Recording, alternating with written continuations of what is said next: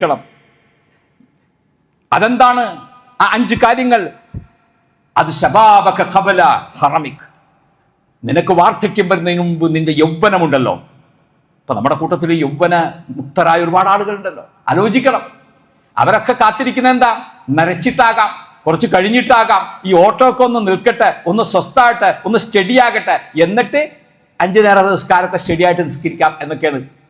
അങ്ങനെ വിചാരിക്കണ്ട. വാർദ്ധക്യം വരുമ്പോൾ അപ്പം നമുക്ക് മനസ്സിലാക്കാൻ സാധിക്കും, പഴയ പോലെ ഓടാൻ പറ്റില്ല, നടക്കാൻ പറ്റില്ല, മനസ്സിൽ വരെ ആഗ്രഹവും കാണും, അതുപോലെ ഒന്നും ആവുന്നില്ല. എന്താ കാര്യം? ശരീരം പഴങ്ങുന്നില്ല. അത് ഈ ദുനിയാവുള്ള കാലം എല്ലാ മനുഷ്യർക്കും ഉള്ളതാണ്.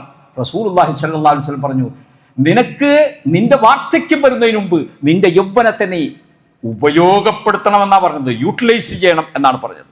അതുപോലെ തന്നെ നിനക്ക് രോഗം വരുന്നതിന് മുമ്പ്, അല്ലേ? നമ്മുടെ മെഡിക്കൽ കോളേജിലൊന്ന് പോയി നിന്ന് നോക്കി, അവിടെ വെറുതെ നിന്നാൽ മതി.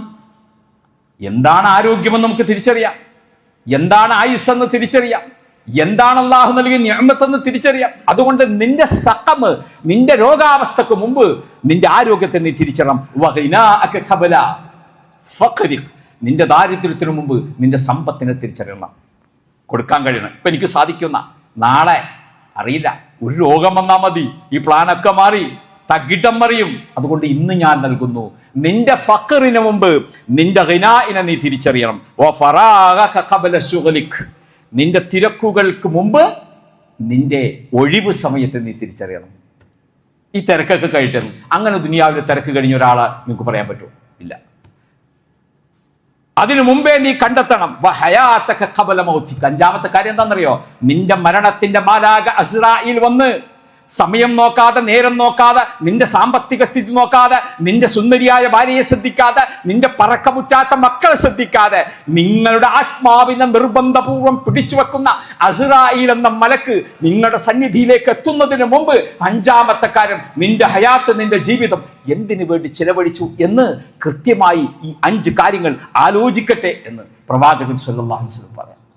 വഴിയില് പ്രവാചകൻ സഹാബികൾക്ക് പഠിപ്പിച്ചു കൊടുക്കുക, നിങ്ങൾ ഒന്നിനെ ചെറുതായി കാണണ്ട. വഴിയിലൊരു മുള്ള് നീക്കുന്നത് വഴി, മറ്റുള്ളവർക്ക് ഉപദ്രവമായേക്കാവുന്ന ഒരു ചെറിയ മുള്ള് നീക്കുക വഴി സ്വർഗത്തിലേക്ക് അടുത്ത സഹാബിയുടെ ചരിത്രം പഠിപ്പിച്ചു കൊടുക്കുകയാണ്, വിശ്വാസിയുടെ ചിത്രം വരച്ചു കാണിക്കുകയാണ്. റസൂലുള്ളാഹി സ്വല്ലല്ലാഹു അലൈഹി വസല്ലം പറഞ്ഞു കൊടുത്ത കഥകളിൽ, സംഭവങ്ങളിൽ, പാഠങ്ങളിൽ, ദാഹിക്കുന്ന നായക്ക് വെള്ളം കൊടുത്തതിന്റെ പേരിൽ ഒരു സ്ത്രീ എത്തിപ്പെട്ടത് എവിടെ? സ്വർഗ പൂങ്കാവനത്തിലാണ്. ഒരു ചെറിയ നന്മ പോലും മറ്റൊരു ദിവസത്തേക്കും മറ്റൊരു നാളിലേക്കും വയ്ക്കാതെ ഏറ്റവും ശീഘ്രമായത് നിർവഹിക്കുക എന്നതാണ്. നോക്കൂ.